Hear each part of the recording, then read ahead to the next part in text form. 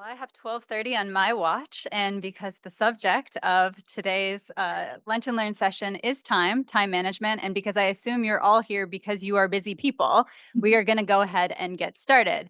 By way of brief introduction, I am Carrie Ann Platt, Vice Provost for Faculty Affairs. I also teach courses in the Department of Communication. That's where my academic home is.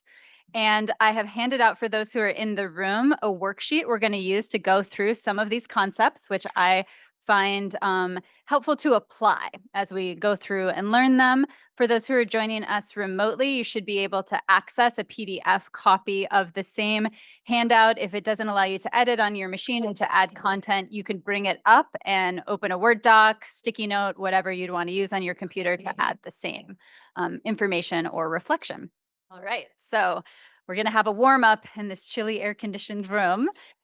Those who are on Zoom, you can share this information in the chat. For those who are in room, take a moment, turn to the person next to you, and just have a brief moment of connection over what you find to be your greatest current challenge in regard to time management. All right. So I've captured a few from my own personal working experience and also the work that I do with faculty and our academic leaders. We'll see how well they match up with what you shared or what you heard from your partner. Um, One of them is just the sense of burnout. It's challenging to manage your time when you feel like you don't have a lot of gas left in the tank. You may have talked about having lots of different areas of responsibility associated with your job, and we know from brain science that switching between different mental contexts is only adding to that sense of burnout. So, part of what we're going to focus on today with structuring time addresses the burnout that is specific to switching from one context to another, one type of task to another. Distractions, which a lot of people told me that's why they came today, how to deal with distractions, interruptions, everything that gets in the middle of that deep work block that you put on your calendar and you were convinced you were going to get so much done. And then the world came in and needed you.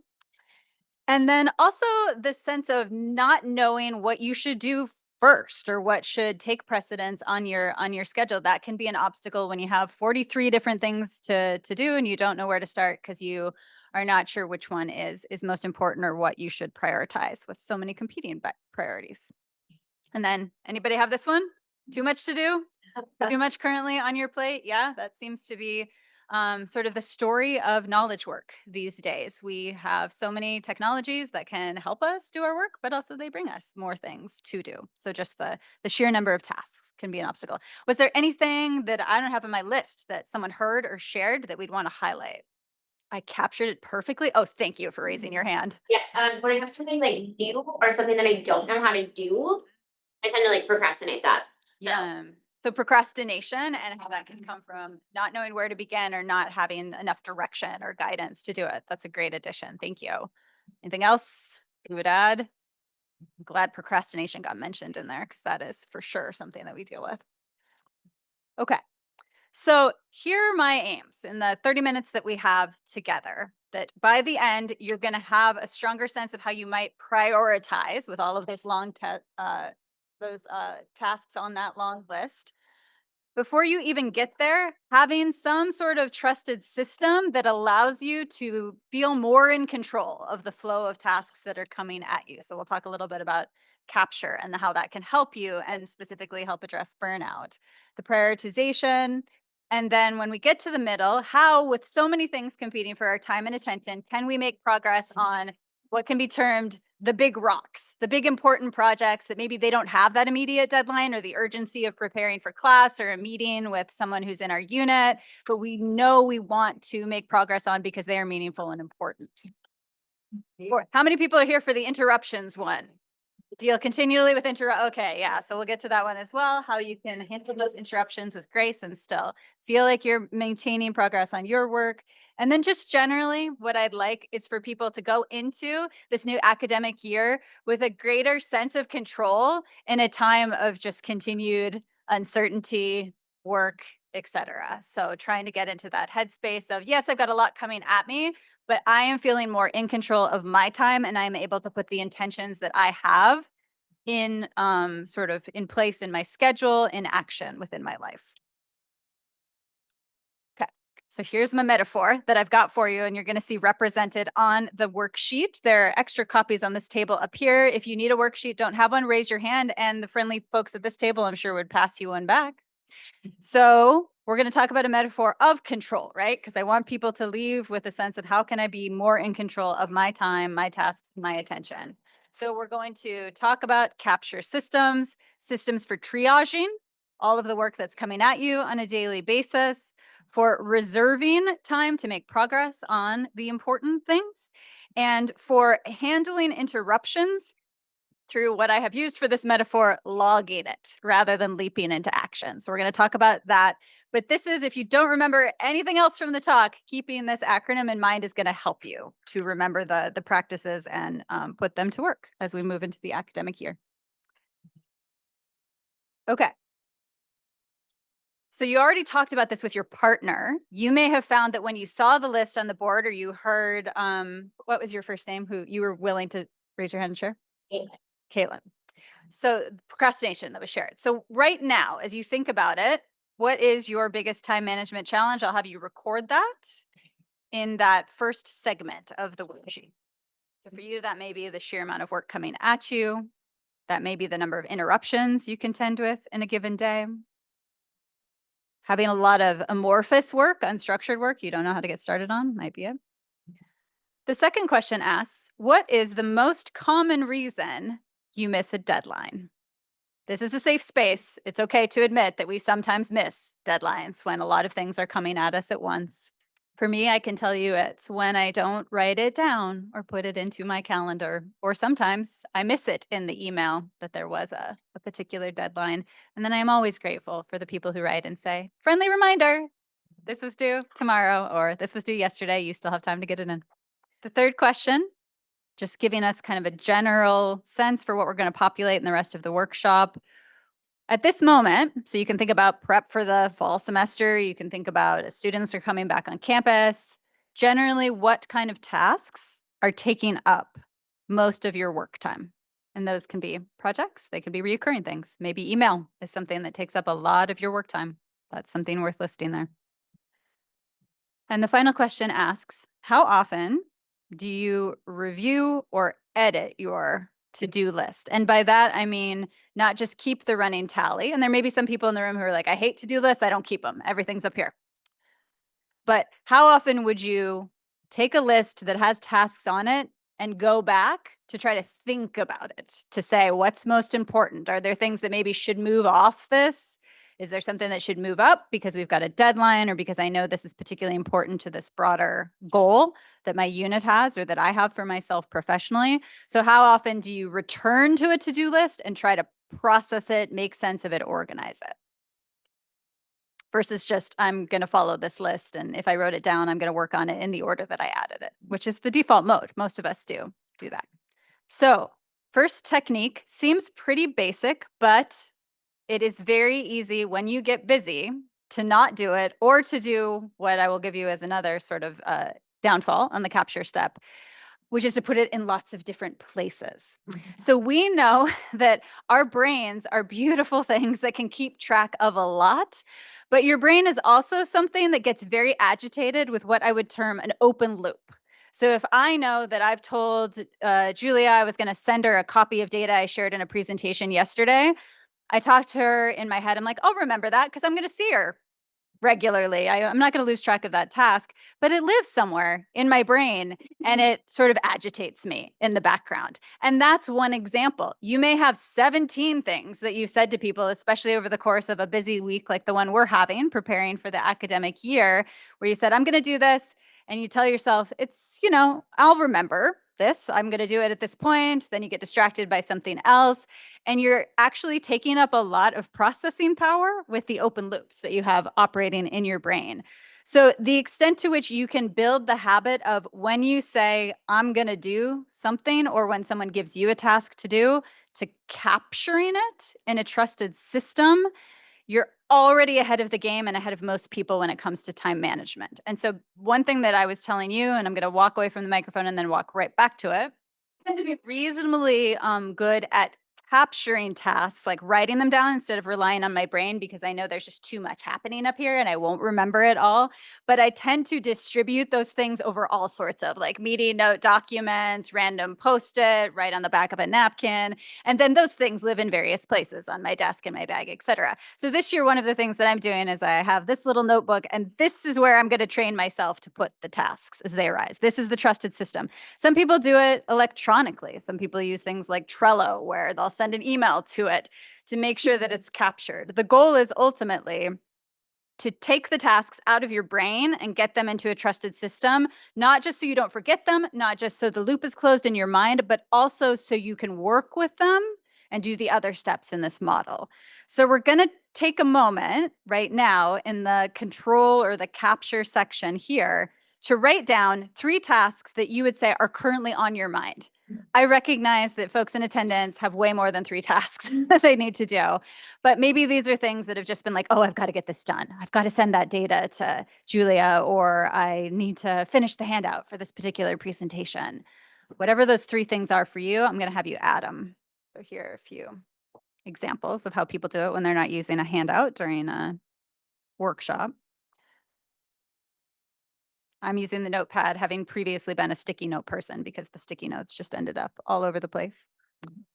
I know a lot of people actually who text themselves. And there's a cool feature now that I don't know if this is also true on Android phones, but you can delay a text sent to yourself so you receive it at the right time to actually do something in relation to that. So whatever your trusted system is, as long as it's coming out of your brain and into that system, then you are proceeding in the correct direction. So that's the application. I'm hoping that you didn't have the experience of looking at it on the paper and going, "Oh, I feel worse now." Like, the idea is, "Okay, I have offloaded it, right? It is here on this paper, and now I'm going to do something in regard to it. So I'm gonna take it out of the space where I'm feeling overwhelmed and the loops are open, and I'm going to contend with it." Okay.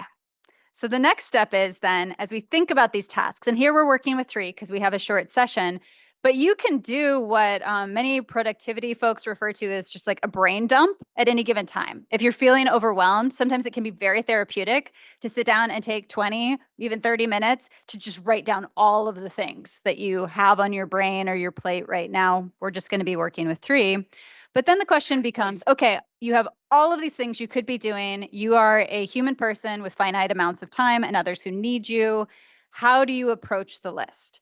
And often the default is we either like we go in and we just do it in the order that we added it, or we go in and we're like, well, that doesn't seem too offensive. I could do it. Often you're picking off the easier tasks of, oh, I can just send that file to Julia, but the handout's going to be a lot harder. So that's going to get pushed further down. And so having some sort of metric or system that allows us to identify what would be beneficial and make us feel great and make us feel like we're meeting our goals and making progress versus something that might be a little bit more postponed. Using a matrix, this is called the Eisenhower matrix. Julia was actually the person who introduced me to it like 10 years ago. And I find it's very helpful when I am considering the tasks that I have at hand, because we are probably very familiar with sort of the urgent column, right? Something has a deadline. I have to be prepared for class. I have to be prepared for a meeting. My boss came to me and says, I need this like yesterday. Those are very urgent. And unfortunately, we probably get a lot of things that would fall into the column of urgent, but not necessarily important. And by that, don't mean my boss's request is unimportant to me, but maybe there's not a clear alignment to broader goals that we have. In the faculty context, often it's that teaching has urgency and we want to be good teachers. We want to be there for our students, but then the doing in order to meet professional obligations or expectations gets pushed further down. So it might be something like a research project can be important, but not necessarily urgent because it doesn't have a deadline, or a broader project that your unit is working on that you know will really improve the way you're serving students or showing up for the faculty and staff that you serve. It just keeps getting pushed and pushed and pushed because it's not urgent.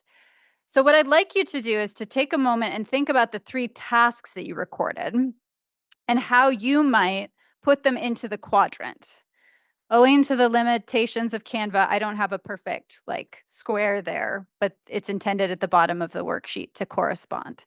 So we're working with the 3 tasks that you put above, and you want to think about where you'd put them into the quadrants. And again, important is something you can define, right? Is it helping you advance your career? Is it something that's personally meaningful to you? Is it contributing to like a shared goal in your unit? That would be important. I like that it's very a little bit idealistic of the stuff that's not important and not urgent, just like eliminate. Sometimes we can't though. So the do last, I appreciate. I looked at many versions of this matrix. And we also like I like that it includes delegate if possible, because we don't all have the power to delegate some of those things to others. But essentially the goal is to figure out the order in which we're working on things and how to ensure that we have carved up enough time for things that are in that important and not urgent quadrant, because we often don't make progress on those things owing to the lack of urgency. So now we are at the R. So you hopefully have a list. Does anyone, so I'm just a show of hands, how many people ended up with something that was in the important but not urgent category? Okay, say 80%. More people are raising their hands now.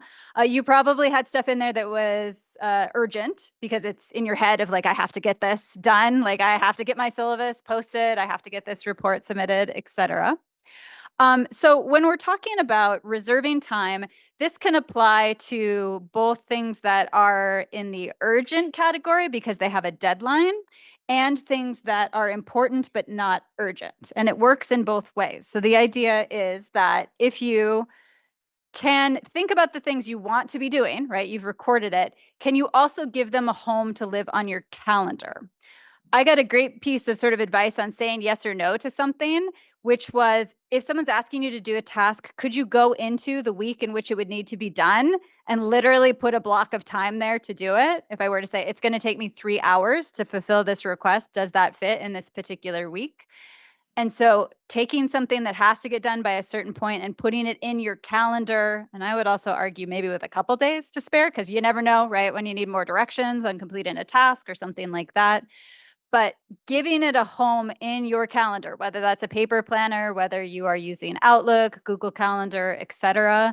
In both instances, you're saying this is important, like urgent enough or important enough that I need to make sure it's getting done. And I am essentially delegating it to my future self.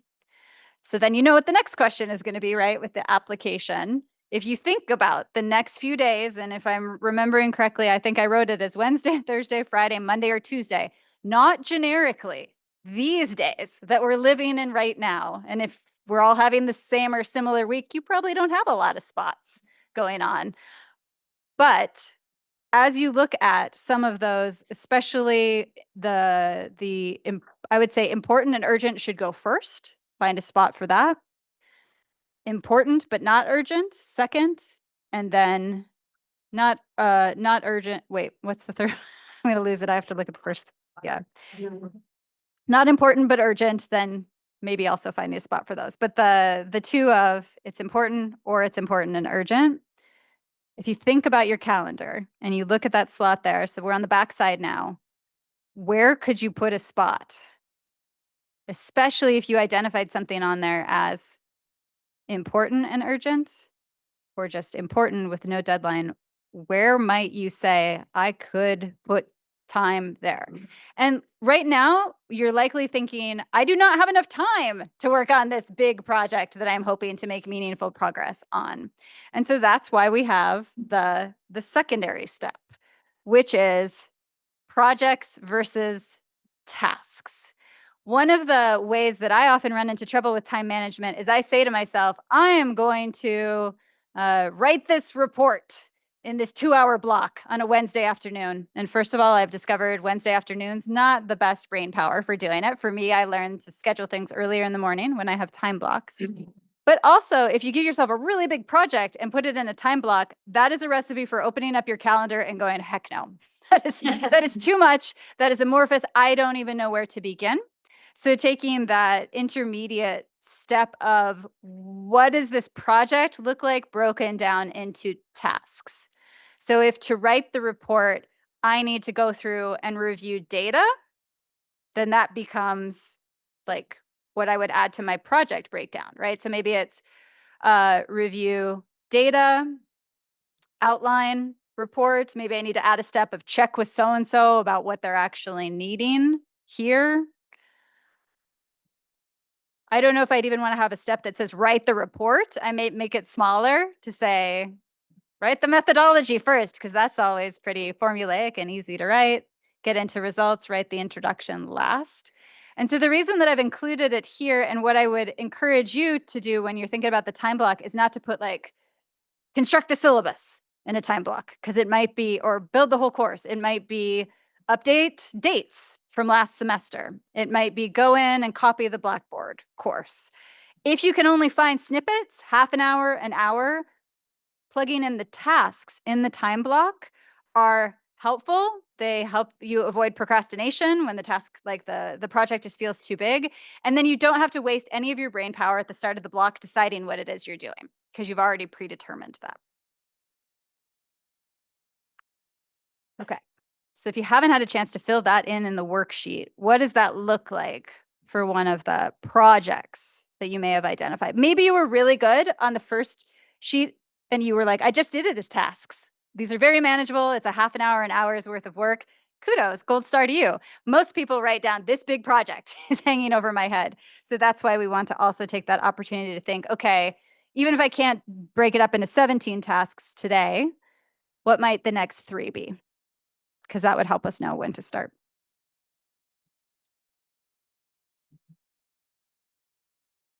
So he talks about how could you break it down into 3 to 5 smaller steps? What's the next immediate action you could take? And then one thing that I would want to add on the prior slide, which it's asking you on the worksheet, of anything that you identified in this Wednesday through Tuesday, is there a possibility of making it a reoccurring block? Because sometimes you look at it and you say, oh, on this particular Friday morning, I could make progress on this task that I've been postponing for a long time.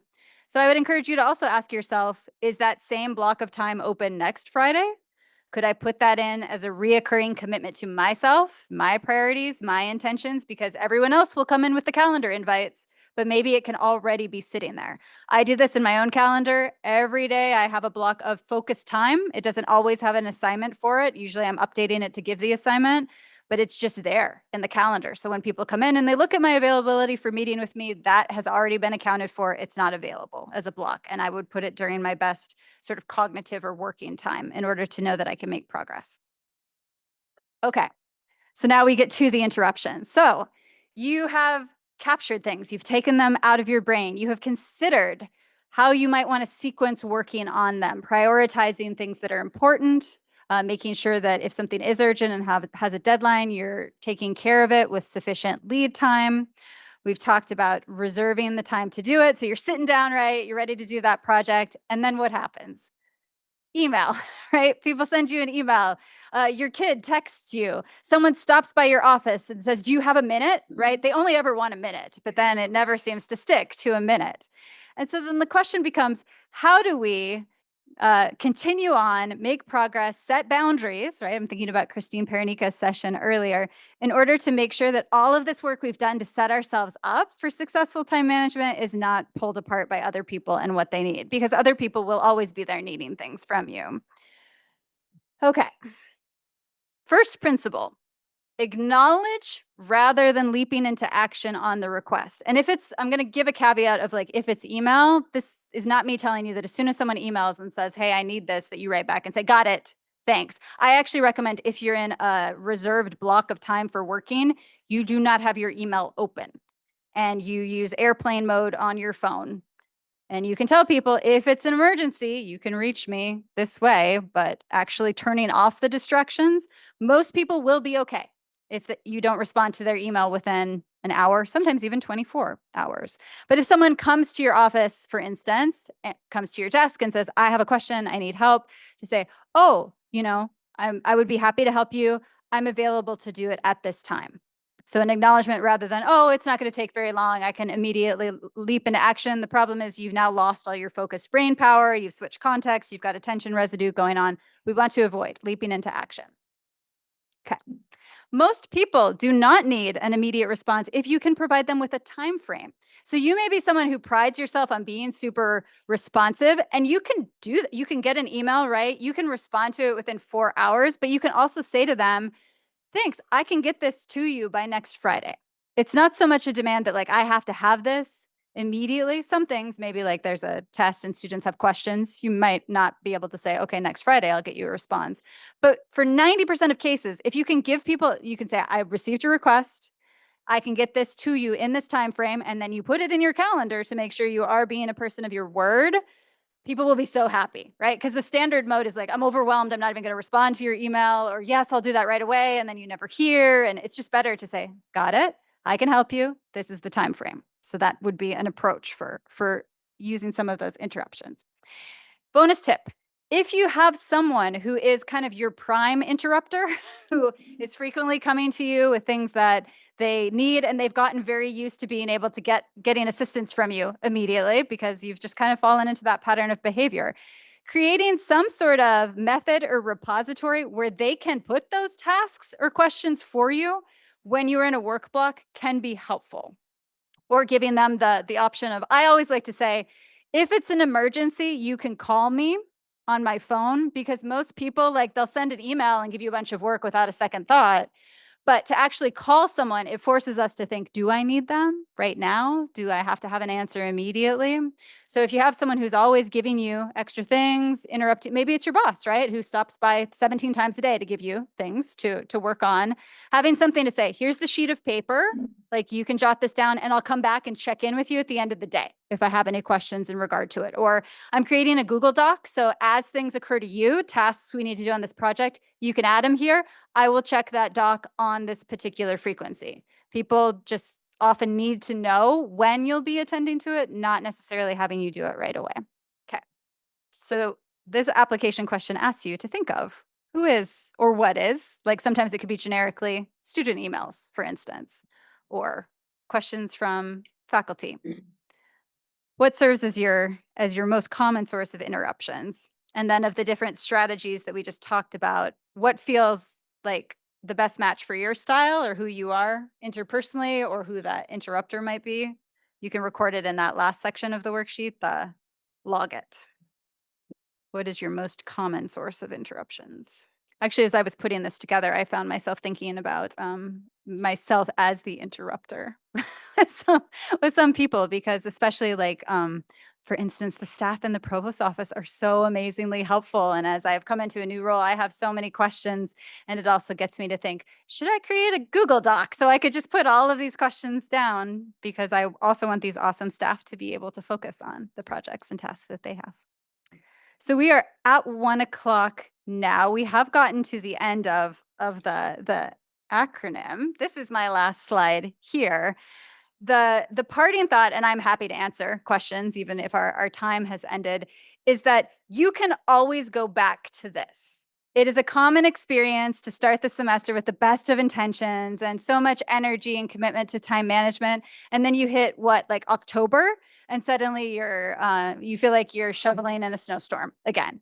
And so the reminder is that you can always return to it, like come back, do kind of the brain dump, put the tasks out, spend some time sorting them in whatever medium like appeals to you. Just that sense of being a little bit more on top of and getting to choose what it is you're working on can help to restore that sense of control, and make sure that you are setting aside time for what it is you're wanting to work on. So that's the final thing that I would have to say. Are there questions that folks have?